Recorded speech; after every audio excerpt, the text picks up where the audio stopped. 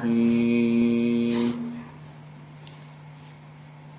وأتموا الحج والعمرة لله فإن أحصرتم فما استيسر من الهدي ولا تحلقوا رؤوسكم حتى يبلغ الهدي محله فمن كان منكم مريضا أو به أذى من رأسه ففدية من صيام أو صدقة أو نسك فإذا أمنتم فمن تمتع بالعمرة إلى الحج فما استيسر من الهدي فمن لم يجد فصيام 3 أيام في الحج و7 إذا رجعتم تلك 10 كاملة ذلك لمن لم يكن أهله حاضر المسجد الحرام واتقوا الله واعلموا أن الله شديد العقاب صدق الله العظيم. بزرگان دین، پچھلے ہفتہ آپ حضرات کے سامنے صلح حدیبیہ کے موقع پر جو آیتیں نازل ہوئی، اللہ کے نبی صلی اللہ علیہ وسلم اور صحابہ کو 6 ہجری میں عمرہ کرنے سے روک دیا گیا. اللہ کے نبی علیہ الصلوۃ والسلام نے اللہ کے نبی صلی اللہ علیہ وسلم نے سر مڈایا اور واپس دوبارہ چلے گئے تھے. وہ عمرے کو ادا کرنا واجب تھا، چونکہ وہ عمرۃ القضاء تھا. اس عمرے کی قضا کے طور پر 7 ذی الحجہ کو اللہ کے نبی صلی اللہ علیہ وسلم جب مکے کو آئے، اس وقت مسلمانوں کو یہ اندیشہ تھا کہ کہیں یہ کافر لوگ بدعہدی کر دیں. جو ان کے آپس میں معاہدہ ہوا تھا، بات چیت ہوئی تھی، اس بات چیت سے بدل جائیں اور ہم پر حملہ کر دیں تو اس موقع پر کیا کریں گے. اس لیے کہ اس وقت تک کافروں پر ہتھیار اٹھانے کے متعلق اللہ نے قرآن میں کوئی آیت نہیں اتاری تھی. اس لیے اللہ نے اس موقع پر آیتیں اتاری. اس کا تذکرہ پچھلی مجلس میں آپ حضرات کے سامنے آیا. اللہ رب العزت نے فرمایا کہ دیکھو، اگر وہ تمہارے سے لڑتے ہیں، قتل و قتال کرتے ہیں، تو تم بھی ان سے قتل و قتال کرو اور زیادتی مت کرو، حد سے تجاوز مت کرو. اللہ تعالیٰ زیادتی کرنے والوں کو پسند نہیں کرتے. پھر اللہ نے آگے بتایا کہ جہاں تم ان کو پاؤ ان کو مارو، ان کو قتل کرو. اگر وہ قتل و قتال مسجد الحرام کے پاس بھی کرتے ہیں، مسجد حرام کا احترام نہیں کرتے ہیں، اسی طرح وہ جو ہے اشہر حرم یعنی 4 مہینے جن کا احترام واجب ہے، رجب کا مہینہ، شوال، ذی قعدہ اور ذی الحج کا مہینہ، اس موقع پر ان 4 مہینوں کی حرمت ضروری تھی. اس کے بعد وہ ان 4 مہینوں کا احترام کرنا اور اس میں قتل و قتال اور لڑائی کرنے کا حکم ختم کر دیا گیا، منسوخ ہو گیا. بعد میں لڑائی کرنا جائز ہو گیا تھا، لیکن اس وقت میں اگر وہ ان مہینوں کا احترام نہیں کرتے ہیں تو اس کی ذمہ داری ان پر آئے گی. اور دوسری بات، اگر وہ حرم کے اندر مسجد حرام کے پاس بھی اگر تم پر حملہ کرتے ہو تو تم پیچھے مت ہٹو، وہیں پر ان کو مارو. پھر اللہ رب العزت نے بتایا کہ دیکھو، انہوں نے تم کو تمہارے گھروں سے نکالا، تم پر بھی یہ ذمہ داری بنتی ہے کہ تم بھی ان کو ان کے گھروں سے نکالو. اور آگے فرمایا کہ یہ شرارت اگر ہے، ان کی یہ شرارت اور یہ فتنہ ہے، اور یہ ایسا فتنہ ہے جو قتل سے بڑا ہوا ہے. اگر مسجد حرام کے پاس بھی وہ تم پر حملہ کرتے ہیں تو تم بھی ان پر حملہ کرو، اور ایسے ہی بدلہ ہونا چاہیے کافروں کا. آگے اللہ رب العزت نے فرمایا اشہر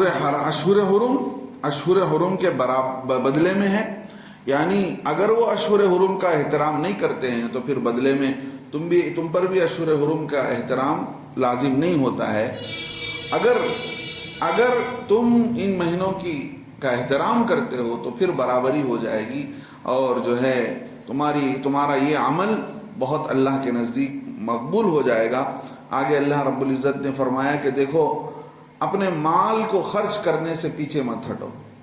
حضرت ابو ایوب انصاری رضی اللہ عنہ فرماتے ہیں یہ آیت اس موقع پر نازل ہوئی جب ہم میں کے بعض لوگوں نے کہا کہ دیکھو اب کیا ہے، اب فتح مکہ ہو گیا، اب مسلمان اسلام غالب آ گیا، اب جنگ کرنے کی کیا ضرورت ہے، لڑائی کرنے کی کیا ضرورت ہے، جنگوں میں مال لگانے کی کیا ضرورت ہے، اپنے جان کو قربان کرنے کی کیا ضرورت ہے، ہم پیچھے ہٹ جائیں گے، اب اس کی ضرورت نہیں رہی۔ تو اللہ رب العزت نے بتایا کہ دیکھو ایسا نہیں، اپنے مال کو اللہ کی راہ میں خرچ کرتے رہو اور اپنے کو تم ہلاکت میں مت ڈالو، اپنی جان و مال کو اللہ کی راہ میں خرچ کرنے سے روک لینا، یہ کیا ہے، اپنے کو ہلاکت میں ڈالنا ہے۔ حضرت ابو ایوب انصاری رضی اللہ عنہ کو بہت جہاد کا شوق تھا، ان کی خواہش تھی کہ جہاد میں ہی ان کا انتقال ہو، اللہ کی راہ میں ان کی موت آئے۔ ترکی کے سفر میں تھے صحابہ کے ساتھ، وہیں ان کا انتقال ہوا۔ انہوں نے وصیت کی کہ اگر اس راستے میں میرا انتقال ہو جاتا ہے تو میری لاش کو بھی لے کر چلو، تاکہ کل قیامت کے دن زمین گواہی دے کہ میں خود اللہ کی راہ میں نہیں چلا ہوں، اللہ کی راہ میں جہاد میں نہیں چلا ہوں، بلکہ میری لاش بھی چلی ہے، آگے چل کر مجھے دفن کر دینا۔ ایسا ہی ہوا، ترکی کے اندر وہ دفن کیے گئے۔ اب اللہ رب العزت آگے چل کر حج و عمرے کے بارے میں بتاتے ہیں، وَأَتِمُّ الْحَجَّ وَالْعُمْرَةَ لِلَّهِ، حج اور عمرے کو پورا کرو اللہ کے لیے۔ حج اور عمرے کو پورا کرنے کا مطلب یہ ہے کہ اگر تم نے حج احرام باندھ لیا ہے حج کرنے کا، تو پھر کسی چھوٹی موٹی عذر سے تم جو ہے اس کو عمرے کی شکل میں دے کر عمرہ کر کے اپنے کو پیچھے ہٹا لیا کہ بھئی ہم حج کے لیے آئے تھے، عمرہ کر کے ہم ختم کر لیتے۔ اس طرح اس زمانے کے کافر کرتے تھے کہ حج کی نیت سے چلتے تھے، کوئی تکلیف پیش آتی، کوئی بیماری پیش آتی تو عمرہ کر کے واپس آ جاتے تھے۔ اب اللہ یہ بتا رہے ہیں کہ دیکھو حج کر رہے ہوں تو حج کو پورا کرو، عمرہ کی نیت سے چلے ہوں تو عمرے کو پورا کر کے آؤ۔ حج اور عمرہ یہ الگ الگ عمل ہے، لیکن تم نیت کر لیے ہو تو تم پر ذمہ داری لازم ہو جاتی ہے۔ اور دوسری بات یہ ہے کہ حج اور عمرے کو پورے اصول کے ساتھ کرو، اس کا جو طریقہ ہے، اس کے جو آداب ہیں، حج کا کیا طریقہ ہے، حج کے کیا فرائض ہیں، حج کی کیا سنتیں ہیں، اور عمرے کے کیا فرائض ہیں، عمرے کا کیا ادب ہے، پورا لحاظ کر کے ان کو مکمل کرو۔ ایسا نہ ہو کہ تمہارا حج اور عمرہ ناقص رہ جائے، ادھورا رہ جائے۔ اللہ رب العزت اس بات کو بتاتے ہیں کہ حج تو ساری امت کا اس بات پر اتفاق ہے کہ حج جو ہے فرض ہے۔ اللہ کے نبی صلی اللہ علیہ وسلم سے حضرت جبرائیل علیہ السلام نے آ کر صحابی کی شکل میں پوچھا تھا، اے اللہ کے نبی علیہ السلام اسلام کیا ہے؟ تو اللہ کے نبی علیہ السلام نے اسلام کے ارکان گنائے، نماز کو گنایا، زکوٰۃ کو گنایا، تو اسی کے ساتھ ساتھ حج کو بھی گنایا۔ تو حج ایک اہم رکن ہے اور بڑا عمل ہے، حج اسلام کا ایک بڑا عمل ہے۔ آدمی کو چاہیے کہ جتنی جلدی ہو سکے آدمی اپنی حج کی ذمہ داری ادا کرے۔ اور اللہ کے نبی صلی اللہ علیہ وسلم سے پوچھا گیا، اللہ کے نبی علیہ السلام عورتوں کا حج کیا ہے، عورتوں کے لیے جہاد کیا ہے؟ اللہ کے نبی صلی اللہ علیہ وسلم نے فرمایا عورتوں کے لیے جہاد جو ہے اس میں کوئی قتال نہیں ہے، یعنی لڑائی نہیں ہے۔ عورتوں کا جہاد یہ ہے کہ وہ حج کو جائیں تو وہ ان کے لیے جہاد کا بھی ثواب دے دیا جائے گا۔ تو اس سے یہ معلوم ہوا کہ حج کتنا اونچا عمل ہے۔ عورتوں کے لیے حج گویا جہاد کا ثواب رکھتا ہے۔ آگے اور بھی صحابہ کے بعض آثار یعنی صحابہ کے اقوال سے یہ معلوم ہوتا ہے کہ حج کے علاوہ عمرہ سنت ہے بلکہ واجب بھی ہے۔ ایک حدیث میں تو یہ بتلایا گیا، حضرت عمر رضی اللہ عنہ سے عرض کیا گیا کہ ہم نے حج و عمرے کا فرض احرام باندھ لیا، یعنی ہم نے جو احرام باندھا ہے دونوں نیت کی ہے، عمرے کی بھی نیت کی ہے، حج کی بھی نیت کی ہے، ہم نے فرض اپنے پر فرض کر لیا اس کو۔ تو حضرت عمر رضی اللہ عنہ نے فرمایا اللہ نے تجھے نبی صلی اللہ علیہ وسلم کے طریقے پر چلنے کی توفیق دی ہے۔ مطلب یہ ہے کہ آدمی حج کر رہا ہے تو ساتھ میں عمرے کا بھی احرام باندھ رہا ہے، تو یہ نبی علیہ السلام کا طریقہ ہے۔ حضرت ابن عمر رضی اللہ عنہ کی ایک روایت فرمایا کہ کوئی صاحب طاقت والا، جس کو طاقت ہے اور جس کو قدرت ہے، قدرت کے معنی جس کے ہاتھ پیر صحیح سالم ہیں، صحت سے ہے. طاقت کا مطلب یہ ہے کہ جس کو وہاں تک جا کر واپس آنے کی مالی طاقت ہے. تو ایسی صورت میں اللہ کے نبی صلی اللہ حضرت عمر رضی اللہ عبداللہ ابن عمر فرماتے ہیں کہ ایسے طاقت والے آدمی پر حج اور عمرہ واجب ہے. لہذا معلوم یہ ہوا کہ یہ عمرہ بھی بہت اونچا عمل ہے. اب یہاں اسی لیے فرمایا جا رہا ہے کہ حج کو پورا پورا ادا کرو، درمیان میں مت چھوڑو. کسی بہانہ کر کے تم درمیان میں چھوڑ کر مت آ جاؤ. جب کسی عمل کو تم نے شروع کیا ہے، حج کو شروع کیا ہے تو حج کو پورا کرنا پڑے گا. عمرے کو شروع کیا ہے تو عمرے کو کرنا پڑے گا. ایسا نہیں کہ حج کو شروع کیے، درمیان کوئی تکلیف ہو گئی، عمرہ کر کے واپس آ گئے.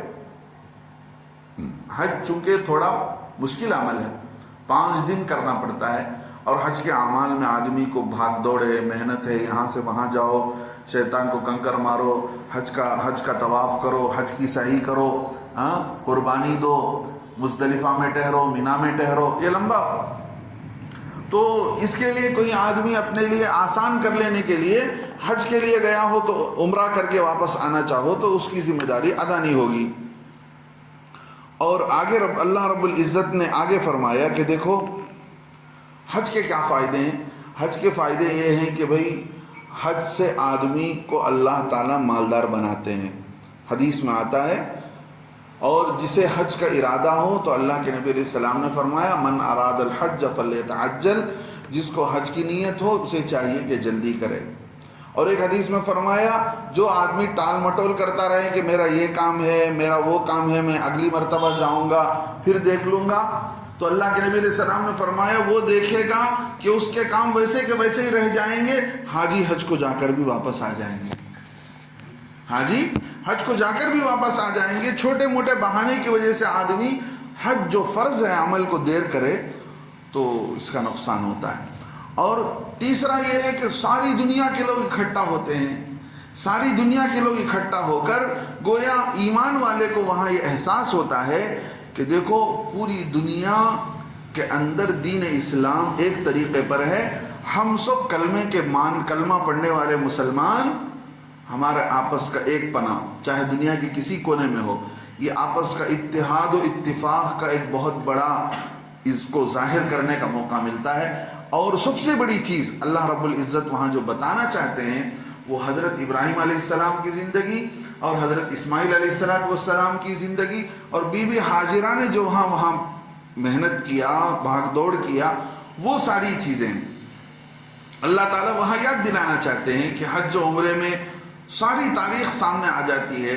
قربانی کے موقع پر اور وہ شیطان کو کنکر مارنے کے موقع پر. اسی طرح بی بی ہاجرہ کی برکت سے زمزم کا پانی نکلا. گویا آدمی جاتا ہے تو پورے نبیوں کی تاریخ کو وہاں جا کر یاد کرتا ہے.